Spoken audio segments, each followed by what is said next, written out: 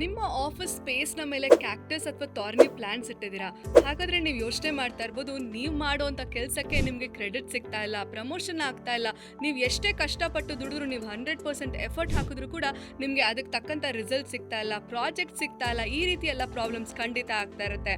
ಹಾಗಿದ್ರೆ ಮೇನ್ ಆಗಿ ಏನಪ್ಪ ಅಂದರೆ, ವಾಸ್ತು ಪ್ರಕಾರ ನಿಮ್ಮ ಒಂದು ಆಫೀಸ್ ಟೇಬಲ್ ಏನಿದೆ ಅಥವಾ ವರ್ಕ್ ಸ್ಪೇಸ್ ಇದೆ, ಅದರಲ್ಲಿ ಥಾರ್ನಿ ಪ್ಲಾಂಟ್ಸ್ ಅಥವಾ ಕ್ಯಾಕ್ಟಸ್ನ ಖಂಡಿತ ಇಡಬಾರ್ದು. ಇದ್ರ ಜೊತೆಗೆ ನಿಮ್ಮ ಸೀಟಲ್ಲಿ ಮುಂಚೆ ಕೂತ್ಕೊಳ್ತಾ ಇರೋರು ಯೂಸ್ ಮಾಡಿದಂಥ ಪೇಪರ್ಸ್ ಇರ್ಬೋದು, ವಿಸಿಟಿಂಗ್ ಕಾರ್ಡ್ಸ್ ಇರ್ಬೋದು, ಬೇರೆ ಯಾವುದೋ ಹಳೆ ಫೋಟೋಸ್ ಇರ್ಬೋದು, ಎಲ್ಲವನ್ನೂ ಕೂಡ ಹಾಗೆ ಇಟ್ಟಿದ್ದಾರೆ. ಹಾಗಾದರೆ ಅವರ ಎನರ್ಜೀಸ್ ಕೂಡ ನಿಮಗೆ ಟ್ರಾನ್ಸ್ಫರ್ ಆಗ್ತಾ ಇರುತ್ತೆ. ಎಲ್ಲೋ ಒಂದು ಕಡೆ ನಿಮ್ಮ ಗ್ರೋತ್ನ ಹೋಲ್ಡ್ ಮಾಡ್ತಾ ಇರ್ಬೋದು ಆ್ಯಂಡ್ ಅದನ್ನು ಬ್ಲಾಕ್ ಕೂಡ ಮಾಡ್ತಾ ಇರ್ಬೋದು.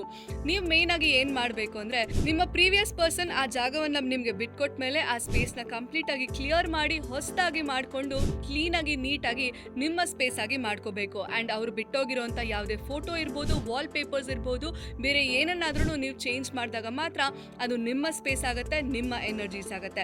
ಇದ್ರ ಜೊತೆಗೆ ಯಾವುದೇ ಆಫೀಸ್ ಸ್ಪೇಸಲ್ಲಿ ಅ ಬಿಗ್ ನೋ ಅಂತ ಕೇಳೋದಾದ್ರೆ ಅದು ಒಂದು ಟಾಯ್ಲೆಟ್ ಆಗಿರುತ್ತೆ. ಟಾಯ್ಲೆಟ್ ಪಕ್ಕ ಕೂತ್ಕೊಳ್ತಾ ಇದ್ದೀರಾ ಅಥವಾ ನಿಮ್ಮ ಕ್ಯಾಬಿನ್ ಟಾಯ್ಲೆಟ್ ಪಕ್ಕ ಬಂದಿದ್ಯಾ, ಹಾಗಾದ್ರೆ ನಿಮಗೆ ಅದರಲ್ಲಿ ಬರೋವಂಥ ನೆಗೆಟಿವ್ ಎನರ್ಜಿ ಖಂಡಿತ ಬರ್ತಾ ಇರುತ್ತೆ.